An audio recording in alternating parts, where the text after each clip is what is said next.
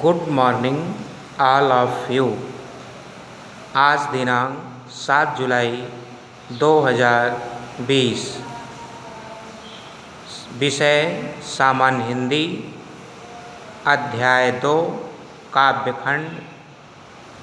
शीर्षक विनय, रचयिता सूरदास के विषय में अध्ययन करेंगे। जैसा कि इसके पूर्व हम लोग संकेत, संदर्भ, प्रसंग, व्याख्या, काव्य सौंदर्य के विषय में चर्चा किए थे। आज पुनः इस छंद की व्याख्या करने का प्रयास करेंगे। तो अब आप सब छंद को ध्यानपूर्वक देखें।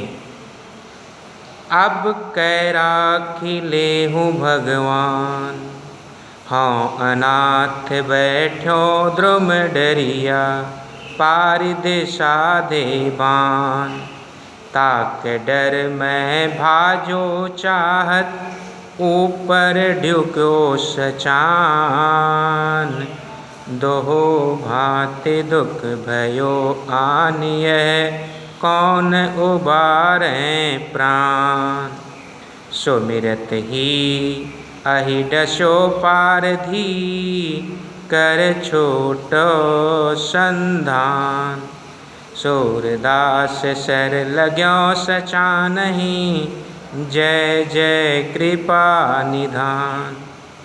इसमें कठिन शब्दों पर ध्यान देंगे। पारिद, पारिद मीन्स होता है शिकारी, सचान मीन्स होता है बाज पक्षी, और उबारें मीन्स होता है बचाएं, अहि मीन्स सांप, संधान मीन्स होता है धनुष पर चढ़ा बाण, और सर मीन्स होता है बाण। इतने क्लिष्ट शब्द हैं, इसको पर ध्यान देंगे। अब इसमें जो है संदर्भ जो है कैसे लिखते हैं, लिखेंगे प्रस्तुत पद हमारी पाठ्य पुस्तक सामान्य हिंदी में संकलित विनय शीर्षक से उद्धृत है। इसके रचयिता सूरदास जी हैं। प्रसंग क्या है? इस पद में सूरदास जी अपने आराध्य देव श्री कृष्ण का गुणगान करते हुए स्वयं के उद्धार की प्रार्थना की है। अब व्याख्या देखेंगे ध्यान से। अब कै राखी लेहूँ भगवान, भक्त कवि सूरदास जी पक्षी के रूप में अपने आराध्य देव श्री कृष्ण से प्रार्थना करते हुए कहते हैं कि हे प्रभु, अब कै इस बार राखी लेहूँ। हे प्रभु, हे भगवान, अब कै इस बार राख लेऊँ, मेरी रक्षा कीजिए। हाँ अनाथ, क्योंकि मैं, हाँ मीन्स मैं, अनाथ जिसका इस संसार में कोई ना हो, क्योंकि मैं अनाथ बैठो द्रुम डरिया, जीवात्मा रूपी पक्षी द्रुम डरिया इस संसार रूपी वृक्ष की डाल पर बैठा हूँ। द्रुम है वृक्ष, लेकिन कौन सा वृक्ष? संसार रूपी वृक्ष की डाल पर बैठा हूँ। पारिद साधे बान, और माया रूपी शिकारी, पारिद कौन है? माया रूपी शिकारी, और माया रूपी शिकारी ने बाण साधे, अपना अविद्या रूपी बाण तान लिया है। ताकै डर में भाजो चाहत, उस अविद्या रूपी बाण के भय से मैं भागना चाहता हूँ।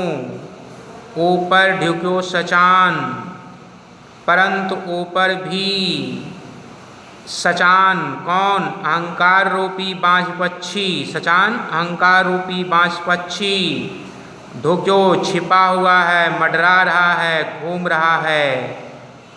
दोहु भांति दुख भयो आनिय है। मेरे सम्मुख तो दोनों स्थितियाँ दुखदाई हैं। दोहु भांति दुख भयो आनिय है।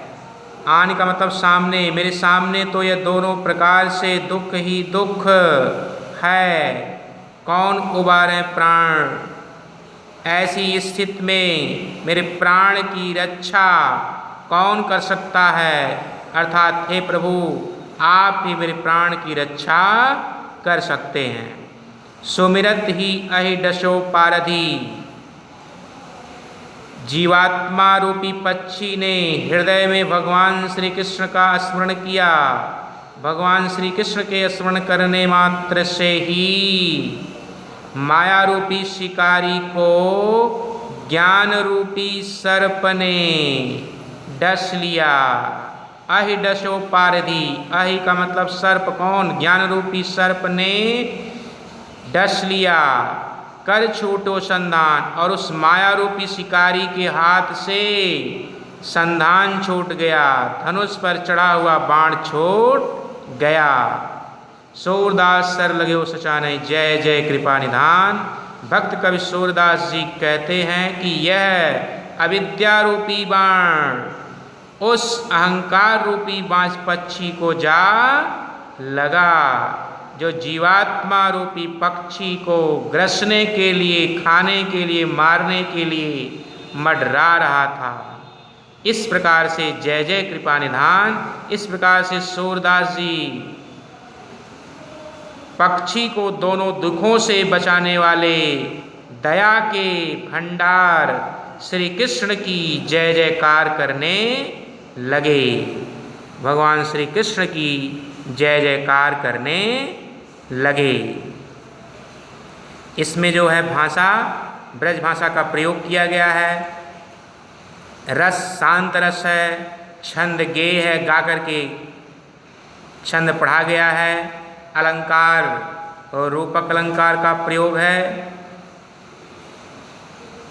क्योंकि जब उपमेय में उपमान का भेद रहित आरोप होता है तो वहाँ पर रूपक अलंकार हो जाता है। माया रूपी शिकारी, माया रूपी अहंकार रूपी बांझ पक्षी, जीवात्मा रूपी पक्षी, ये सब में रूपक अलंकार। अन्योक्त अलंकार है, क्योंकि जो कहा गया है वह प्रधान नहीं है, अपितु कवि को कहना चाहता है, अर्थात कवि जो कहना चाहता है वह प्रधान है।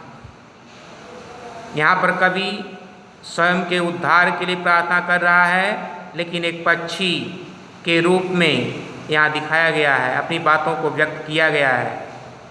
शब्द शक्ति लक्षणा एवं व्यंजना है, गुण प्रसाद है। धन्यवाद। शेष कल हम लोग पढ़ेंगे।